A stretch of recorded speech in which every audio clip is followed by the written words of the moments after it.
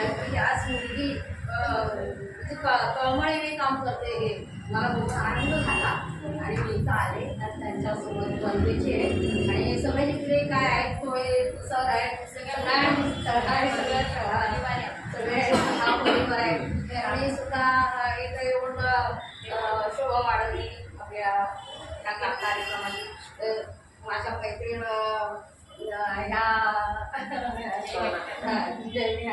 त्यांचे मिस्टर ते सर्वांना माझी आणि खूप सुंदर हा कार्यक्रम झाला पार पडला त्याबद्दल मी सर्वांचा आभार मानते आणि सर्वांना धन्यवाद. वैशाली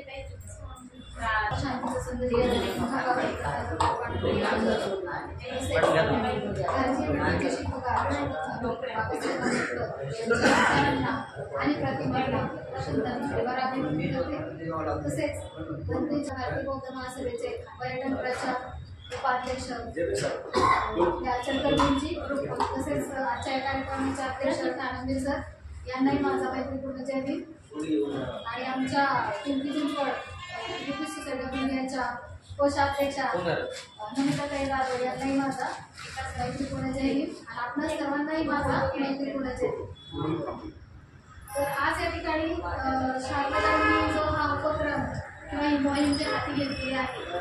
तर या मोहिमेच्या संदर्भात सांगायचं तर माझं 2 वेळा मिस झालं कारण त्यांनी मला स्वतः बोलवलेलं होतं की तुम्ही या तर काही कारणास्तव मी आले नाही पण आता मला असं वाटलं की नाही मला 3 वेळा बोलवलं आहे मी 3 वेळांपासून केली पण मला आज या वेळेला जायचंच आहे आणि म्हणून मी आज या ठिकाणी उपस्थिती दाखवली. तर चला बघा आपण आज हे धम्मपरायणाचा गाथा आहे आणि हे आमच्या आचलकर सरांनी इतक्या छान प्रकारे म्हणजे खूप कुशल कर्म म्हणतो आपण त्याला आपला धम्मच हा काय आहे तर कर्मावर आधारित आहे कुशल आणि चांगला आणि तर चांगल्यातलं काय आपण चांगलं घ्यायचं इथे येऊन आपलं कुशलच होणार आहे इथे येऊन आपल्याला पुण्याचा संचयच मिळणार आहे पण तुझी मी सांगितलं आपण काय घ्यायचं आहे तर विधांनी जे आपल्याला तुम्ही आम्ही नाही सांगत तर ते कोण सांगते तर आपले तथागत सांगते आणि म्हणून आपण इथून तथागतांची जी वाणीचं जे वाणी आहे त्यांनी जे काही आपल्याला अष्टशील पंचशील सांगितलेलं आहे ते पंचशिलेचं पालन करणं हे खऱ्या अर्थानं उपसुताच्या दिवशी काय आहे आपल्याला लाभप्रद आहे. आणि सरांनी सांगितलं की कुशल आपण ज्या वेळेला जी धम्मपदाची पहिली गाथाच बसायची मनोरूप त्याचा इतकाच प्रकार आता सांगितला की आपण दैनंदिन जीवनामध्ये जगत असताना या गाथेचा जर आपण तंतोतंत मनात आता मला काल घंटेचं माझं संभाषण झालं घंटेंनी मला त्या गाथेचा अर्थ अशा प्रकारे सांगितला की तुम्ही दैनंदिन जीवनात सकाळी उठल्यापासून रात्री झोपेपर्यंत जरी तो अर्थ आपण आपल्या म्हणजे ती गाथा म्हणत तर आपल्यामध्ये जी काही एनर्जी आहे ती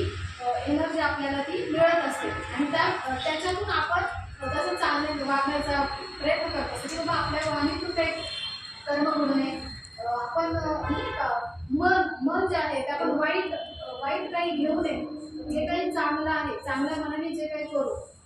जसं आपल्या म्हणजे एखादा आपण वाईट विचार केला किंवा आपण दुःख एखाद्यासारखं तेच कवटाळत बसलं तर ते काय होणार आहे त्या बैलगाडीच्या चाकाप्रमाणे आपल्या मागे मागे तसं येत राहतं. ह्या गाथेचा जो अर्थ सरांनी आणि कंपनींनी सांगितला तो आपण दैनंदिन जीवनामध्ये उपयोगात आणायचा आहे.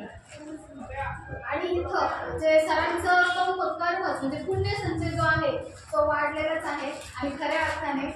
इथं जी लोक येत नाहीत पण त्यांनी सांगितलं हे इथं पावर नाही कोणाचा तर त्याच्या या पौर्णिमेच्या दिवशी नमिताताई पौर्णिमेचं महत्त्व सांगणार आहे. आजचे माघ पौर्णिमेचं जे महत्त्व आहे ते नमिताताई सांगतील आणि त्या निमित्तानं मी आजच्या माघ पौर्णिमेच्या निमित्त आणि हा उपसदानाच्या निमित्त आपल्या सर्वांना मंगलमय कामना करते आणि सर्वांप्रती चांगले म्हणजे सगळ्यांना चांगली सद्बुद्धी मिळो अशी आशा व्यक्त करते आणि इथंच थांबते.